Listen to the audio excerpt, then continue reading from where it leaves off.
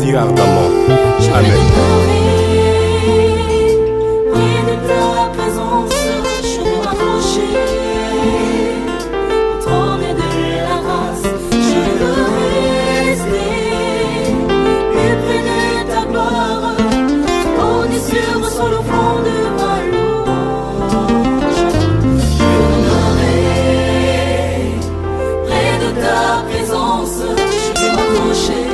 Bien-aimés dans le Seigneur, shalom et bienvenue à Spécial Bethesda. Ces instants merveilleux que Dieu nous accorde pour passer du temps devant sa présence et savourer les délices de sa bienveillante bonté. Psaume 95, 1, 2 et le verset 6 nous dit: venez chantons avec allégresse à l'Éternel, poussons des cris de joie vers le rocher de notre salut. Allons au-devant de lui avec des louanges, faisons retentir des cantiques en son honneur. Venez, prosternons-nous, humilions-nous, fléchissons les genoux devant l'Éternel, notre Créateur. Bien-aimés, où que vous soyez, en quelque endroit que vous êtes, l'essentiel c'est que votre cœur s'humilie devant le Seigneur et votre âme soit répandue devant lui pour lui dire combien il est bon, combien son amour est si profond. Cet amour qui, dans les profondeurs des abîmes, nous a attirés vers lui. Cet amour qu'il manifeste chaque jour en faveur de tous ceux qui le craignent. Oh, bien-aimé, répands ton cœur devant lui et exprime-lui ta reconnaissance. Alléluia. Notre Dieu est bon. Ta bonté, Seigneur, ta bonté est grande, Seigneur, et incommensurable. Oh, qui est comme toi, le Dieu de notre salut, notre Rédempteur, notre Protecteur, c'est lui qui nous soutient, c'est lui qui soutient toute notre vie. En ces temps difficiles où l'univers tout entier est, Seigneur, dans une urgence sanitaire, nos âmes sont tournées vers toi, de vrais secours, des secours que nous mangeons au temps de détresse. Alléluia, qui est comme toi, Seigneur. Sois célébré à jamais, sois magnifié. Le Rédempteur, les lions de la tribu de Juda, notre appui, notre secours. Gloire et louange, honneur reviennent à toi seul, qui vit et règne pour les siècles des siècles. Alléluia. Oh, qui est comme toi, Seigneur.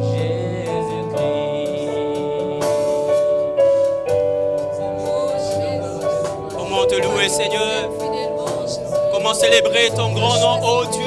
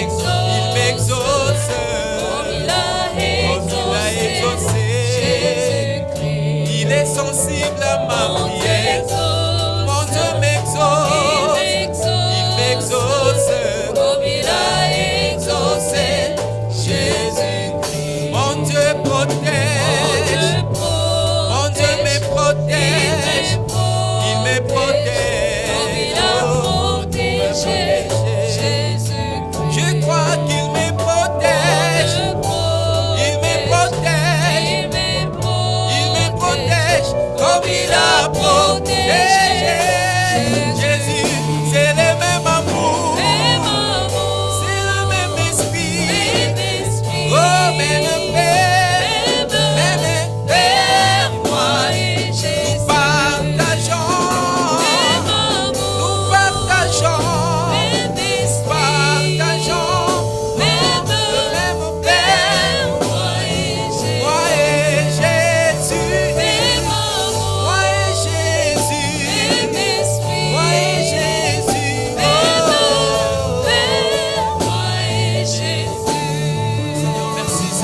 venons dans tes parvis, Seigneur. Nous venons répandre nos cœurs auprès de toi, ô Dieu. Seigneur, ton amour répandu dans nos cœurs nous pousse à nous approcher de toi. Oui, Seigneur. La reconnaissance venant du fin fond de notre cœur, aucun poème ne peut l'exprimer. Aucun langage, Seigneur, ne peut contenir sa teneur au Père. Voilà, reçois favorablement, Seigneur, les quelques mots que nous balbutions devant toi. Oh, reçois, Seigneur, reçois, nous te prions. Sois loué, sois exalté, notre Dieu, notre roi. Que toute la gloire te revienne, notre Dieu. Que toute la gloire te revienne, Seigneur. Alléluia. À qui t'es comparé, jamais comparé. À qui t'égaler, jamais égalé, Seigneur. Tu as été avant toute chose et tu demeureras après que tout soit passé. Voilà pourquoi toutes les nations tournent leur regard vers toi. Les rivières, le fleuve, le mer et les océans, ainsi que toutes leurs populations. Le ciel et leurs armées, Seigneur. Le royaume, les nations, le peuple, le royaume, Père éternel. Reconnaissent que tu es le seul et unique vrai Dieu, qui était, qui est, qui demeure. Toi qui soutiens toutes choses. Oh Père, en ce temps, Seigneur, d'urgence sanitaire, où l'homme est arrivé au bout, Père, les regards sont tournés vers toi, toi seul qui peux soutenir et délivrer ton peuple. Gloire et louange, honneur. Bien-aimés, en gardant cette même attitude de louange et d'adoration, je voudrais que nous puissions prier ensemble pour la santé dans le monde. Le monde entier est secoué par la pandémie de coronavirus.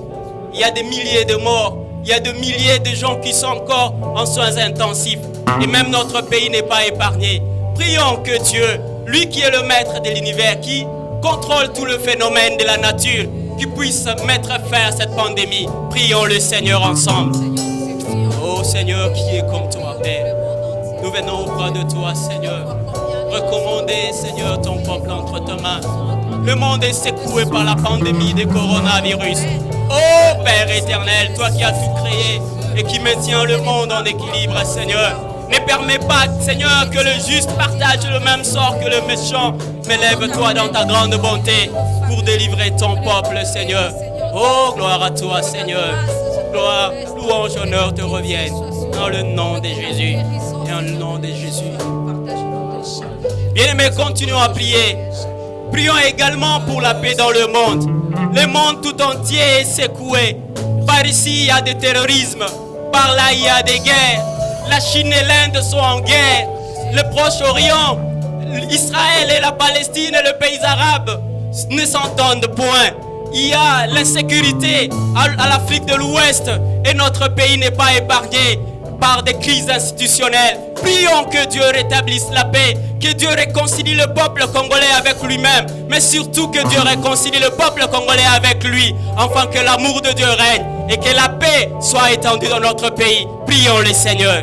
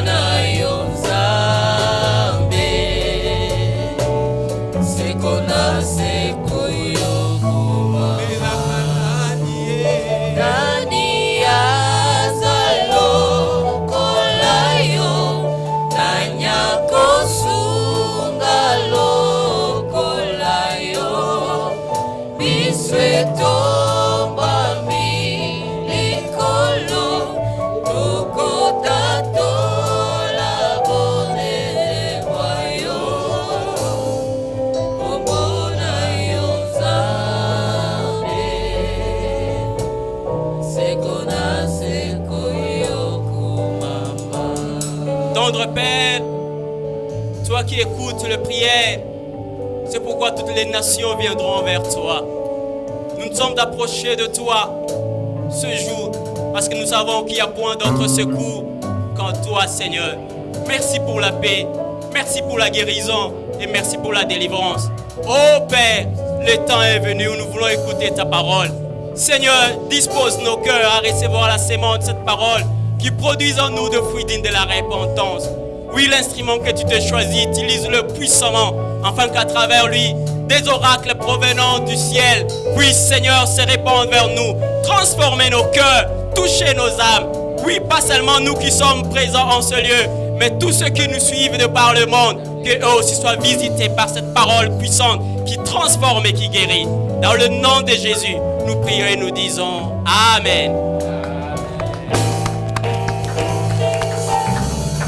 Bien-aimés dans le Seigneur, vous qui nous suivez dans la ville à travers la télévision et sur Internet, recevez la paix du Seigneur et nous vous saluons dans le nom de notre Seigneur Jésus-Christ.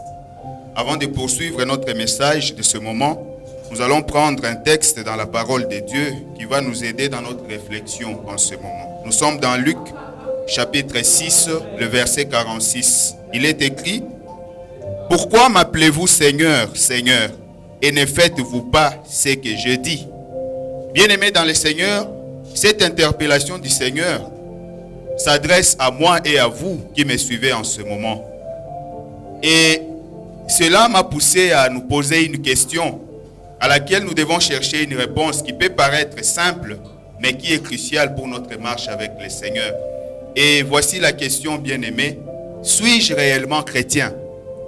C'est autour de cette question que nous allons essayer de réfléchir et de trouver des réponses qui vont nous aider dans notre marche avec le Seigneur. Bien-aimés dans le Seigneur, d'entrée des jeux, le chrétien est disciple de Christ. C'est une personne qui connaît Christ par rapport à elle-même, qui agit et qui réagit comme Christ. Ce terme a été utilisé pour la première fois à Antioche, une ville de la Syrie en Asie mineure, et ce terme servait à désigner les personnes dont la manière de vivre correspondait à celle du Seigneur Jésus-Christ. Bien-aimés dans le Seigneur, certaines statistiques disent que la RDC comprendrait entre 70% des chrétiens. Mais lorsque nous regardons autour de nous, nous voyons l'état dans lequel se trouve notre pays. Cela peut nous amener à beaucoup de réflexions aujourd'hui. Bien-aimés dans le Seigneur, il nous arrive de fois de nous poser la question de savoir pourquoi une personne qui a fait longtemps à l'église, sa vie ne change-t-elle pas? Pourquoi la qualité de sa relation avec Dieu et avec le prochain demeure-t-elle toujours médiocre? Et pourtant, beaucoup de gens vont à l'église, beaucoup de gens écoutent la parole de Dieu, mais leur vie ne change pas. C'est qu'ils croient en théorie, mais ni en pratique, c'est que la parole de Dieu exige d'eux ou d'elle. Bien-aimés dans le Seigneur, beaucoup de gens se disent chrétiens, peut-être parce qu'ils viennent tous les jours à l'église. D'autres se disent chrétiens parce qu'ils connaissent certains versets bibliques en tête. D'autres encore se disent chrétiens parce qu'ils connaissent l'histoire de Jésus. D'autres enfin se disent chrétiens parce qu'ils exercent un certain ministère quelconque au sein de l'église. Mais interrogeons la parole de Dieu pour voir ce que la Bible nous dit par rapport à cela. Nous allons prendre encore notre Bible dans l'épître de Jacques. Jacques chapitre 1, versets 22 à 25. Que nous dit la parole de Dieu? Je lis au nom de notre Seigneur Jésus-Christ. Mettez en pratique la parole de Dieu et ne vous bornez pas à l'écouter, en vous trompant vous-même par de faux raisonnements. Car si quelqu'un écoute la parole et ne la met pas en pratique, il est semblable à un homme qui regarde dans un miroir son visage naturel et qui, après s'être regardé, s'en va et oublie aussitôt quel il était.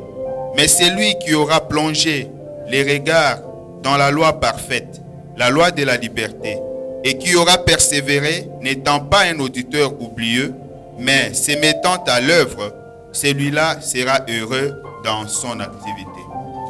Bien-aimés dans le Seigneur, à partir de cette portion des Écritures, l'apôtre Jacques nous invite à mettre en pratique la parole de Dieu. Parce que c'est en mettant en pratique la parole de Dieu que nous allons réellement goûter au bonheur d'une vie transformée et une vie réellement chrétienne. Bien-aimés dans le Seigneur, je disais tantôt que beaucoup de gens se disent chrétiens, ils écoutent la parole de Dieu, mais leur comportement dans la pratique est contraire à ce qu'ils déclarent dans leur bouche. Pourquoi cela, Seigneur, bien-aimés dans le Seigneur? Cette question est cruciale, tout simplement parce que notre marche avec le Seigneur, c'est une vie de tous les jours. Ce n'est pas, le christianisme n'est pas une religion, comme certains croiraient, mais c'est une vie. C'est une vie de tous les jours, c'est une vie de chaque jour. C'est pourquoi, bien-aimés dans le Seigneur, vous allez vous rendre compte que certaines personnes acceptent facilement que Dieu est amour et que nous devons nous aimer les uns les autres. Mais dans la pratique, nous nous haïssons, nous nous jalousons et même pire encore, nous nous dévorons les uns les autres. Et d'autres acceptent que Dieu est saint et que nous aussi nous devons être saints. Mais dans la pratique, nous vivons dans les péchés et nous ne faisons pas un effort d'éviter le péché. Et bien aimé dans le Seigneur, si tu t'es dit chrétien et que tu ne mets pas en pratique ce que tu reconnais être vrai, c'est-à-dire la parole de Dieu, tu te trompes toi-même, selon ce que Jacques nous dit, et tu ne l'es pas en réalité. On peut se poser encore une question, bien-aimé dans le Seigneur. Mais qu'est-ce qui fait que les gens écoutent la parole de Dieu, mais leur vie ne change-t-elle pas? Bien-aimé dans le Seigneur, encore une fois, nous allons faire cet exercice de revenir dans la parole de Dieu pour chercher ce que la Bible nous dit par rapport à cela. Nous sommes dans les Actes des Apôtres, au chapitre 2, le verset 37. Il est écrit: après avoir entendu ces discours, ils eurent les cœurs vivement touchés. Et ils dirent à Pierre et aux autres apôtres: hommes frères, que ferons-nous?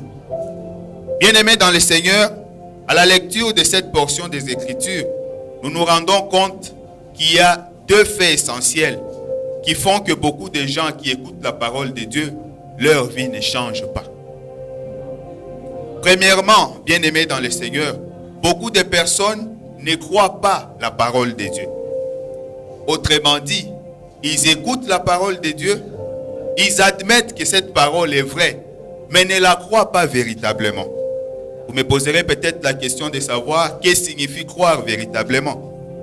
Bien-aimés dans le Seigneur, croire véritablement implique deux opérations qui se font au même moment, l'une au niveau de notre esprit, l'autre au niveau de notre âme. D'abord au niveau de notre esprit, lorsque nous écoutons la parole de Dieu, il doit y avoir la conviction intellectuelle de la vérité de ce qu'il s'agit de croire. Non pas comme une vérité abstraite, mais comme la vérité qui a une relation directe avec nous. C'est-à-dire que cette vérité personnalisée qui a une relation avec notre conduite, c'est celle-là qui doit être acceptée intellectuellement. Et ensuite, au niveau de notre âme, cette vérité que nous avons reçue doit avoir une conséquence dans notre âme, c'est que nous devons donner l'acceptation de notre cœur à cette vérité que nous acceptons intellectuellement. Qu'est-ce que je vais dire par là, bien-aimés dans le Seigneur? Dans notre texte que nous avons lu dans les Actes des Apôtres, la Bible dit que Pierre a prêché. Après que Pierre ait prêché aux Juifs, les Juifs ont accepté le message de Pierre comme la vérité qui les concernait personnellement. Et au moment où ils ont accepté que ce message était destiné à eux et non à quelqu'un d'autre, ils ont donné facilement leur cœur en acceptant cette parole. C'est pourquoi la Bible dit qu'ils avaient les cœurs vivement touchés et ils ont demandé à Pierre qu'est-ce qu'il devait faire. Bien-aimés dans le Seigneur, généralement, lorsqu'une personne admet que la parole de Dieu est vraie et que cette vérité le concerne personnellement, automatiquement la personne va donner son accord, va donner l'accord de son cœur à cette parole et cela va provoquer le changement dans sa vie.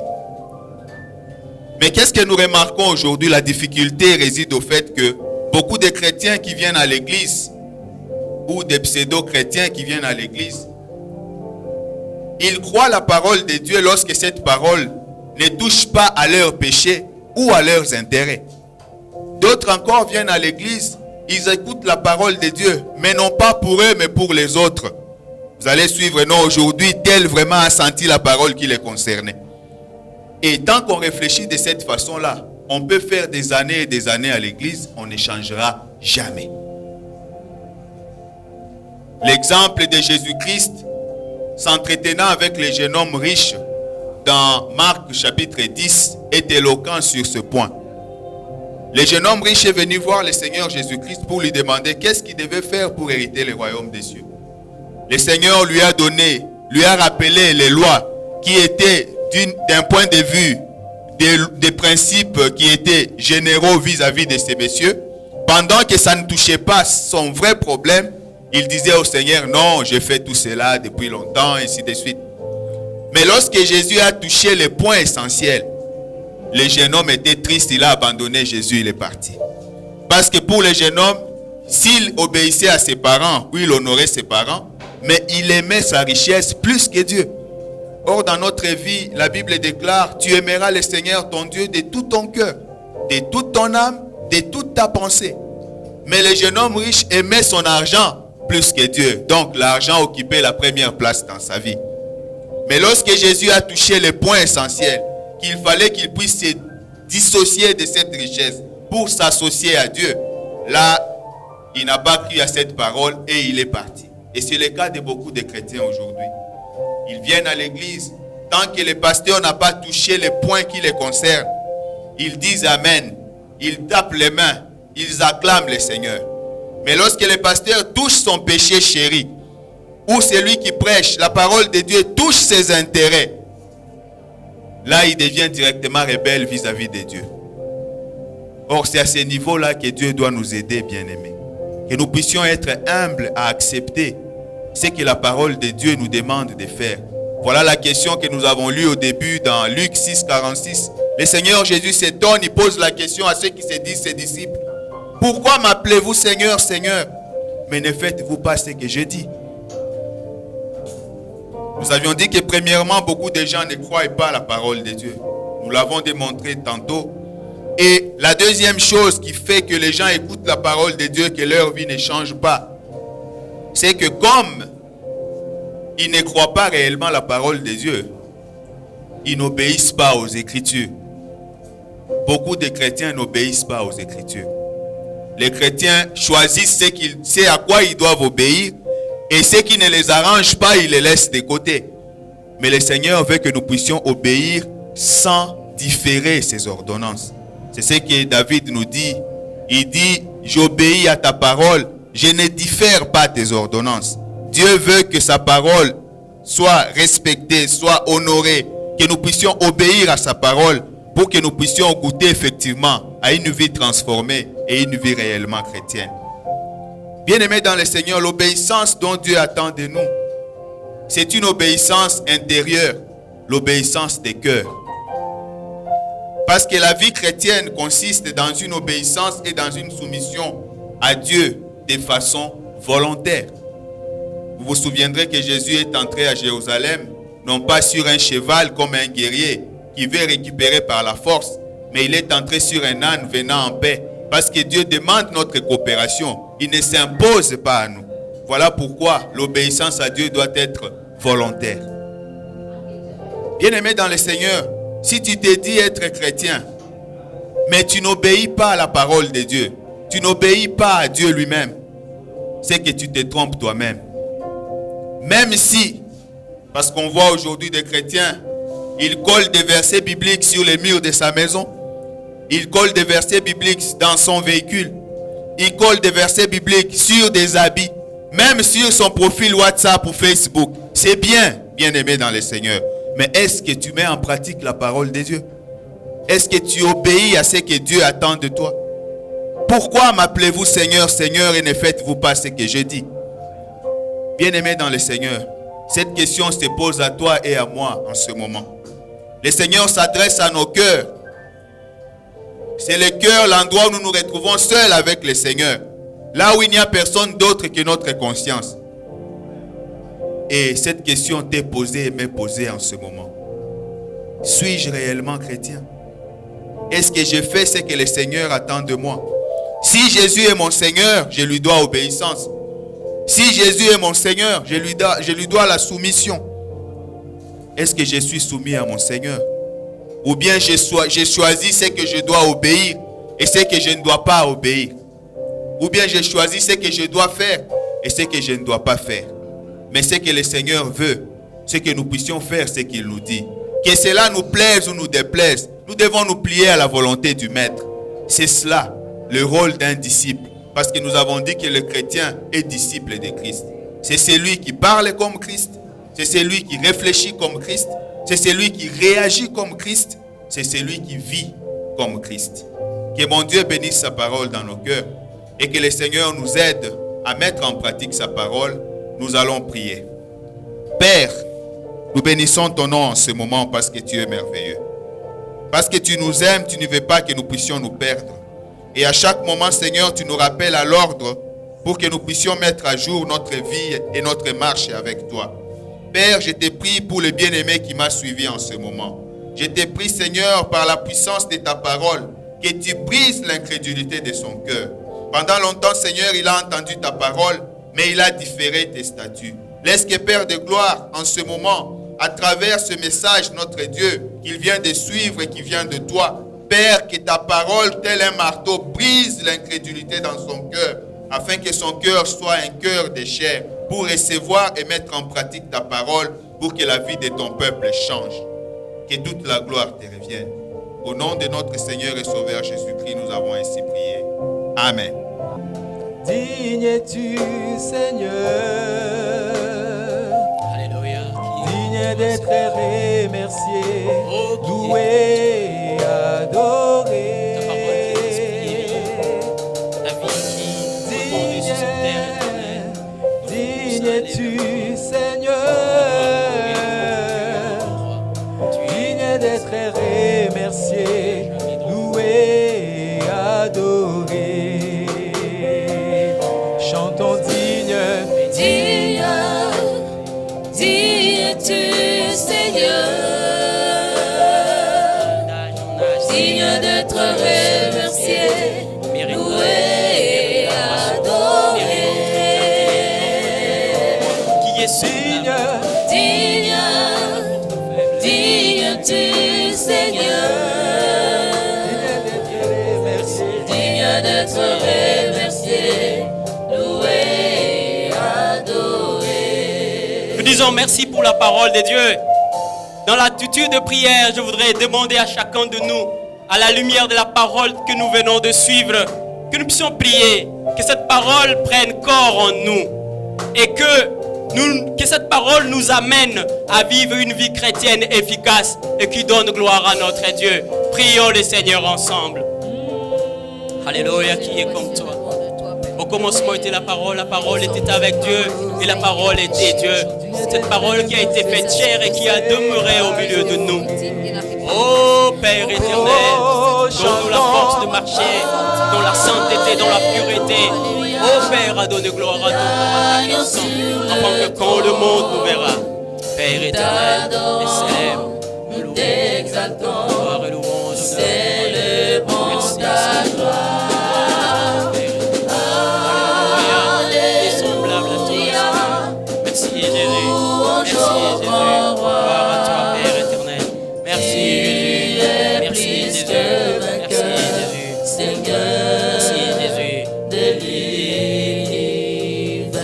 Tu es plus que vainqueur, le Seigneur de l'univers, toi qui étais, qui est, qui demeure. D'âge en âge, ta puissance s'est manifestée. En ce jour, oh Père, tu as touché mon frère, tu as touché ma soeur, tu as guéri, tu as béni. Voilà pourquoi, avec mes bien-aimés, partout où nous sommes, nous pouvons acclamer très fort pour notre Dieu. Alléluia, il est merveilleux, il est digne de louange et d'adoration. Bien-aimés dans le Seigneur, nous sommes arrivés à la fin de notre émission spéciale Bethesda. Et je crois que nous avons été richement bénis. Vous pouvez continuer à nous suivre sur notre page Facebook 12TH AOG Bethesda officiel. Ou si vous avez besoin d'un accompagnement spirituel ou un problème qui vous tracasse et que vous avez besoin de la prière, il y a des serviteurs de Dieu qui sont là, il y a le corps pastoral qui est là, et des serviteurs de Dieu ou un des dieux qui peuvent vous accompagner. Pour cela, vous pouvez nous joindre à notre adresse, boulevard du 30 juin, numéro 17, commune Makiso, référence le rond-point espace 3000, dans la ville de Kisangani, la province de la Chopo, en RDC. Que Dieu vous bénisse là où vous êtes et qu'il vous comble de sa grâce. À la prochaine.